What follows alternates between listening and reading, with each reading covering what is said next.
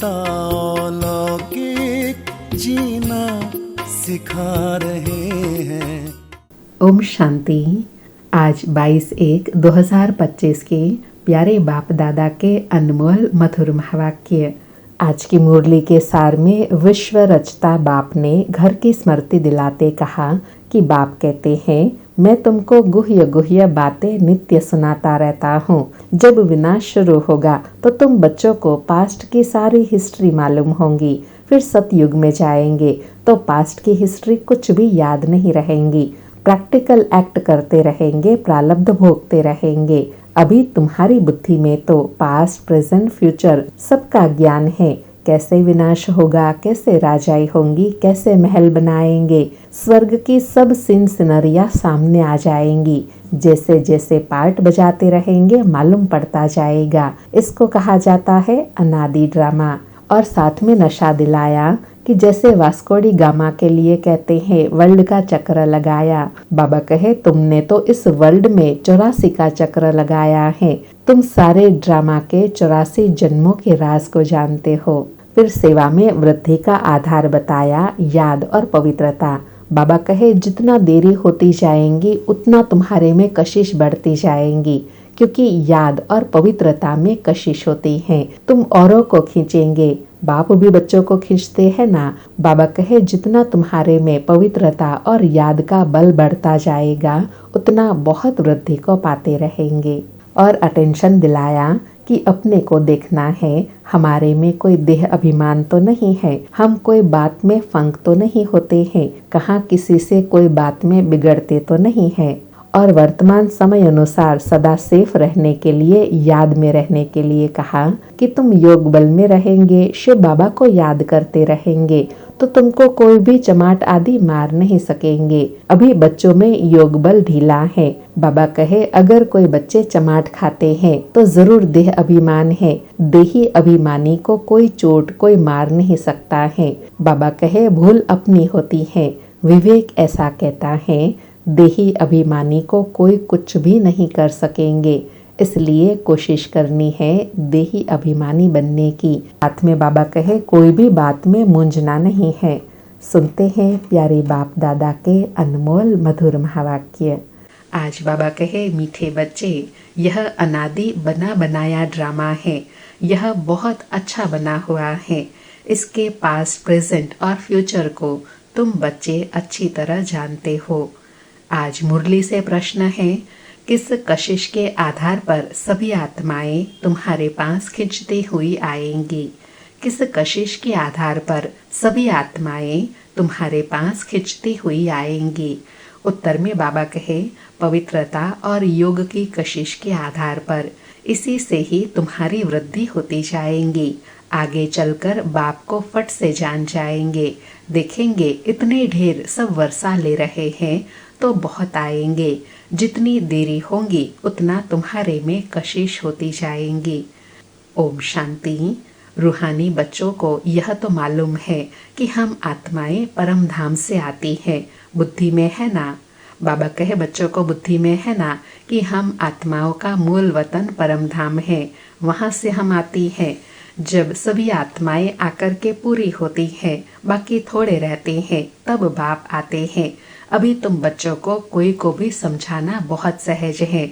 दूर देश का रहने वाला सबसे पिछाड़ी में आते हैं, बाकी थोड़े समय रहते हैं। अर्थात बाबा कहे मैं आता भी अंत में हूँ और बहुत थोड़े समय के लिए। अभी तक भी वृद्धि होती रहती है ना, यह भी जानते हो। बाबा को कोई भी जानते नहीं है तो फिर रचता के आदि मध्य अंत को कैसे जानेंगे? यह बेहद का ड्रामा है ना, तो ड्रामा के एक्टर्स को मालूम होना चाहिए, जैसे हद के एक्टर्स को भी मालूम होता है फलाने फलाने को यह पार्ट मिला हुआ है। जो चीज़ पास्ट हो जाती है उनका ही फिर छोटा ड्रामा बनाते हैं।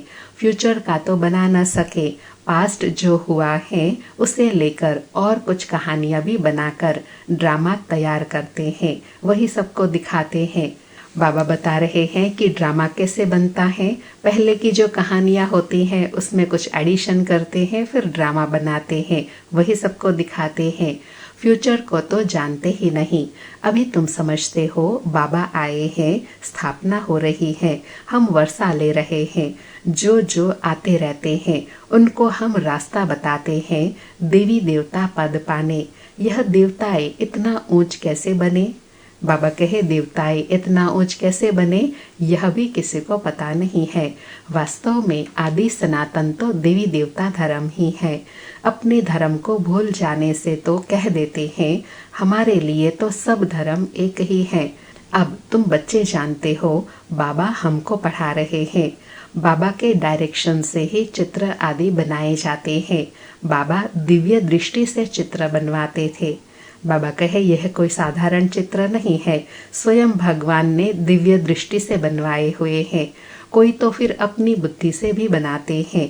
बच्चों को यह भी समझाया है, यह जरूर लिखो पार्टधारी एक्टर तो है परंतु क्रिएटर डायरेक्टर आदि को कोई नहीं जानते।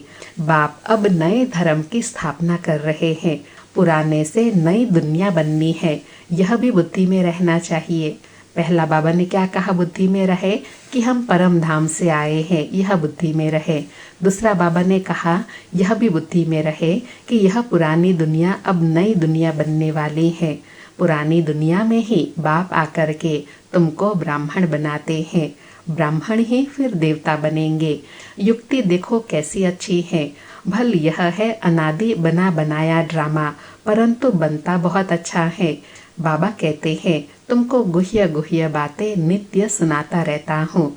जब विनाश शुरू होगा तो तुम बच्चों को पास्ट की सारी हिस्ट्री मालूम होंगी। फिर सतयुग में जाएंगे तो पास्ट की हिस्ट्री कुछ भी याद नहीं रहेंगी। प्रैक्टिकल एक्ट करते रहते हैं, अर्थात बाबा कहते हैं पास्ट प्रेजेंट का कुछ मालूम नहीं रहता है, जो चल रहा है उसमें ही रहते हैं। पास्ट किसको सुनाएंगे? यह लक्ष्मी नारायण पास्ट को बिल्कुल जानते नहीं।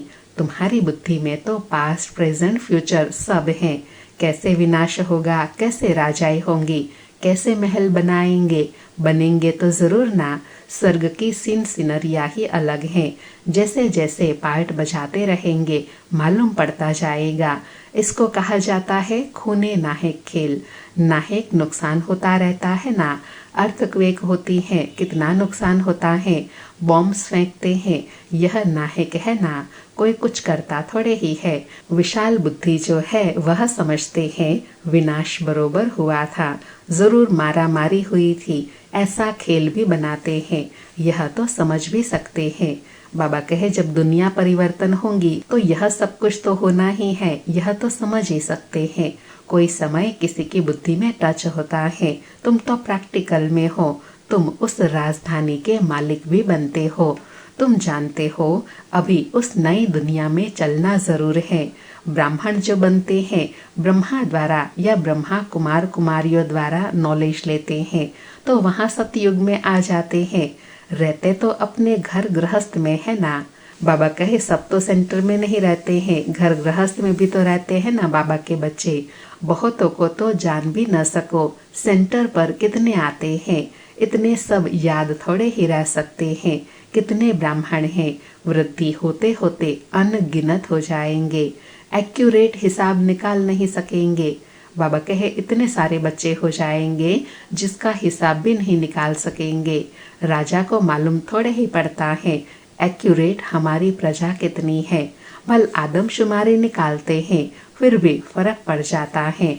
अब तुम भी स्टूडेंट, यह भी स्टूडेंट, अर्थात शिव बाबा से ब्रह्मा बाबा भी पढ़ते हैं तो हम बच्चे भी पढ़ते हैं। सब भाइयों को आत्माओं को याद करना है एक बाप को। छोटे बच्चों को भी सिखलाया जाता है बाबा बाबा कहो। यह भी तुम जानते हो, आगे चलकर बाबा को फट से जान जाएंगे।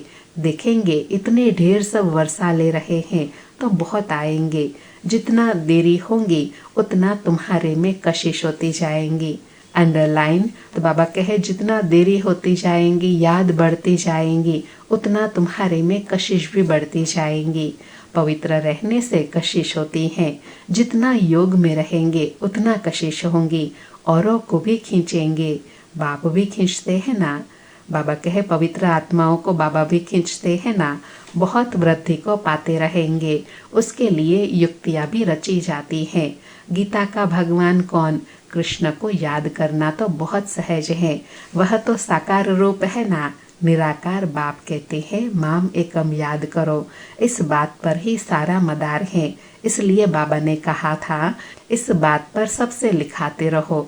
बड़ी बड़ी लिस्ट बनाएंगे तो मनुष्य को पता पड़ेगा। बाबा कहे याद से क्या क्या प्राप्तियां होती हैं उसकी लिस्ट बनाएंगे तो सबको पता पड़ेगा। तुम ब्राह्मण जब पक्के निश्चय बुद्धि होंगे, जाड़ वृद्धि को पाता रहेगा। माया के तूफान भी पिछाड़ी तक चलते रहेंगे। विजय पाली फिर न पुरुषार्थ रहेगा न माया रहेंगी। जैसे बाबा एग्जाम्पल देते हैं ना कि जब तक पढ़ाई है तो पेपर तो आते ही रहेंगे। जब पढ़ाई पूरी हो जाएंगी, विजय पा लेते हैं तो ना तो पुरुषार्थ रहेगा न माया आएंगी। याद में ही बहुत करके हारते हैं। जितना तुम योग में मजबूत रहेंगे उतना हारेंगे नहीं। यह राजधानी स्थापन हो रही है। बच्चों को निश्चय है हमारी राजाई होंगी। फिर हम हीरे जवाहर कहाँ से लाएंगे, खानियां सब कहाँ से आएंगी। यह सब थे तो सही ना, इसमें मूंझने की तो बात ही नहीं। जो होना है सो प्रैक्टिकल में देखेंगे। स्वर्ग बनना तो जरूर है। बाबा कहते हैं उसके लिए सोचना नहीं है कि कैसे स्वर्ग बनेगा, बनना है प्रैक्टिकल में तो वो बन के ही रहेगा। जो अच्छी रीति पढ़ते हैं उन्हों को निश्चय रहेगा हम जाकर स्वर्ग में प्रिंस बनूंगा, हीरे जवाहरों के महल होंगे। यह निश्चय भी सर्विसेबल बच्चों को ही होगा। जो कम पद पाने वाले होंगे उनको तो कभी ऐसे ऐसे ख्याल आएंगे भी नहीं कि हम महल आदि कैसे बनाएंगे। जो बहुत अच्छी सर्विस करेंगे वही महलों में जाएंगे ना। दास दासिया तो तैयार मिलेंगे। बाबा ने कितनी सूक्ष्म बात बताई। बाबा कहते हैं जो अच्छा पुरुषार्थ करने वाले हैं उनको ही यह ख्यालात चलते रहेंगे कि हम स्वर्ग में कैसे महल बनाएंगे। जो इतना पुरुषार्थ नहीं करते हैं उनको यह संकल्प भी नहीं आते हैं। सर्विसेबल बच्चों को ही ऐसे ऐसे ख्याल आएंगे। बच्चे भी समझते हैं कौन कौन अच्छी सर्विस करने वाले हैं। हम तो पढ़े हुए के आगे भरी ढोएंगे। जैसे यह बाबा हैं, बाबा को ख्यालात रहती है ना, बूढ़ा और बालक समान हो गया, इसलिए इनकी एक्टिविटी भी बचपन मिसल होती है। बाबा की तो एक ही एक्ट है, बच्चों को पढ़ाना सिखलाना, विजय माला का दाना बनाना। तो पुरुषार्थ भी बहुत चाहिए। अंडरलाइन बाबा कहते हैं मेरा काम तो क्या है, बच्चों को पढ़ाना सिखाना और विजयी बनाना। तो फिर बच्चों को भी साथ में पुरुषार्थ करना है, बहुत मीठा बनना है, श्रीमत पर चलना पड़े तब ही ऊंच बनेंगे। यह तो समझ की बात है ना। बाबा कहे यह तो समझ की बात है ना, जितना करेंगे उतना पाएंगे। बाबा कहते हैं हम जो सुनाते हैं उस पर जज करो, आगे चल और भी तुमको साक्षात्कार होता रहेगा। नजदीक आते रहेंगे तो याद आती रहेंगी। 5000 वर्ष हुए हैं, अपनी राजधानी से लौटे हैं, 84 जन्मों का चक्र लगाकर आए हैं। जैसे वास्को डी गामा के लिए कहते हैं वर्ल्ड का चक्र लगाया, तुमने इस वर्ल्ड के 84 का चक्र लगाया है। बाबा कहे कितना वंडर है, उन्होंने तो एक जन्म चक्र लगाया। बाबा कहे तुमने तो 84 जन्मों का चक्र लगाया। वो वास्को डी गामा एक गया ना, यह भी एक है जो तुमको 84 जन्मों का राज समझाते हैं। डिनाइस्टी चलती है तो अपने अंदर देखना है, हमारे में कोई देह अभिमान तो नहीं है, फंक तो नहीं हो जाते हैं, कहाँ बिगड़ते तो नहीं है। तुम योग बल में होंगे, शिव बाबा को याद करते रहेंगे तो तुमको कोई भी चमाट आदि नहीं मारेंगे। योग बल ही ढीला है। बाबा कहे याद में इतनी शक्ति है जो तुम्हारा कोई नुकसान नहीं कर सकता, लेकिन योग में ढीले हैं इसलिए माया आती है, कोई कुछ कर भी नहीं सकेंगे। अगर कोई चोट खाते हैं तो जरूर देह अभिमान है। अंडरलाइन बाबा कहे अगर कोई बात की चोट लगती है तो जरूर देह अभिमान है। देही अभिमानी को चोट कोई मार न सके, भूल अपनी ही होती है। विवेक ऐसा कहता है देही अभिमानी को कोई कुछ भी कर नहीं सकेंगे, इसलिए कोशिश करनी है देही अभिमानी बनने की। अंडरलाइन। बाबा कहे देही अभिमानी को कोई भी कुछ नहीं कर सकता, उसका कोई नुकसान नहीं कर सकता, इसलिए देही अभिमानी बनने की मेहनत करनी है, सबको पैगाम भी देना है। भगवान वाच मन मना भव। कौन सा भगवान? यह भी तुम बच्चों को समझाना है। बस इस एक ही बात पर तुम्हारी विजय होनी है। बाबा कहे जब तुम सबको एक बाप का परिचय देंगे, सब बाप को पहचान जाएंगे, तो बस तुम्हारी विजय निश्चित है। सारी दुनिया में मनुष्यों की बुद्धि में श्री कृष्ण भगवान वाच है। जब तुम समझाते हो तो कहते हैं बात तो बरोबर है, परंतु जब तुम्हारे मुआफिक समझे तब कहे बाबा जो सिखलाते हैं वह सब ठीक है। श्री कृष्ण थोड़े ही कहेंगे मैं ऐसा हूँ, मेरे को कोई जान नहीं सकते, श्री कृष्ण को तो सब जान लेवे। ऐसे भी नहीं है कि श्री कृष्ण के तन में भगवान कहते हैं, नहीं, श्री कृष्ण तो होता है सतयुग में, वहाँ कैसे भगवान आएंगे? भगवान तो आते ही है पुरुषोत्तम संगम युग पर। बाबा कहे मेरे आने का समय कब है? कलयुग के अंत का, और श्री कृष्ण तो सतयुग में आते हैं। तो तुम बच्चे बहुतों से लिखाते जाओ। तुम्हारी ऐसी बड़ी चौपड़ी रजिस्टर छपी हुई होनी चाहिए, उसमें सबकी लिखत हो, अर्थात जो बाबा कहते हैं ना ओपिनियन बुक हो। जब देखेंगे यह तो इतने सबने ऐसे लिखा है तो खुद भी लिखेंगे, फिर तुम्हारे पास बहुतों की लिखत हो जाएंगी। गीता का भगवान कौन है? ऊपर में भी लिखा हुआ है कि ऊंचते ऊंच बाप ही है। श्री कृष्ण तो ऊंचते ऊंच है नहीं, वह कह न सके कि माम एकम याद करो। ब्रह्मा से भी ऊंचते ऊंच भगवान है ना। मुख्य बात ही यह है जिसमें सबका दिवाला निकल जाएगा, अर्थात एक बाबा को पहचानेंगे तो बाकी सब भूल जाएंगे। बाबा कोई ऐसे नहीं कहते हैं कि यहाँ बैठना है, नहीं, सतगुरु को अपना बनाई फिर अपने घर जाकर रहो। शुरू में तो तुम्हारी भट्टी थी, शास्त्रों में भी भट्टी की बात है, परंतु भट्टी किसको कहा जाता है यह कोई नहीं जानते हैं। भट्टी होती है ईंटों की, उनमें कोई पक्की कोई जंजर निकलती है, अर्थात कोई पक कर निकलती है, कोई ज्यादा पक जाती है तो टूट जाती है। यहाँ भी देखो सोना है नहीं, बाकी ठिक्कर भीतर है। पुरानी चीजों का मान बहुत है, शिव बाबा का देवताओं का भी मान है ना। सतयुग में तो मान की बात ही नहीं, वहाँ थोड़े ही पुरानी चीजें बैठ ढूंढते हैं, वहाँ पेट भरा हुआ रहता है, अर्थात आत्मा सर्वगुणों सर्वशक्तियों से भरपूर होती है, तो कोई भी चीज को पाने की इच्छा नहीं रहती, ढूंढने की दरकार नहीं रहती, तुमको खोदना करना नहीं पड़ता। द्वापर के बाद खोदना शुरू करेंगे, मकान बनाते हैं, कुछ निकल आता है तो समझते हैं नीचे कुछ है। सतयुग में तुमको कोई परवाह नहीं, वहाँ तो सोना ही सोना होता है, ईंटें ही सोने की होती है। कल्प पहले जो हुआ है, जो नूंद है वही साक्षात्कार होता है। आत्माओं को बुलाया जाता है, वह भी ड्रामा में नूंद है, इसमें मूंझने की दरकार नहीं। सेकंड बाय सेकंड पार्ट बजता है फिर गुम हो जाता है, यह पढ़ाई है। भक्ति मार्ग में तो अनेक चित्र हैं, तुम्हारे यह चित्र सब अर्थ सहित है, अर्थ बिगर कोई चित्र नहीं। शुरू में ही बाबा ने कहा ना कि यह बाबा के जो चित्र है वह सब दिव्य दृष्टि से बनाए हुए हैं, तो सब अर्थ सहित चित्र हैं। हर एक बात में गुह्य रास गुह्य बात भरी हुई है।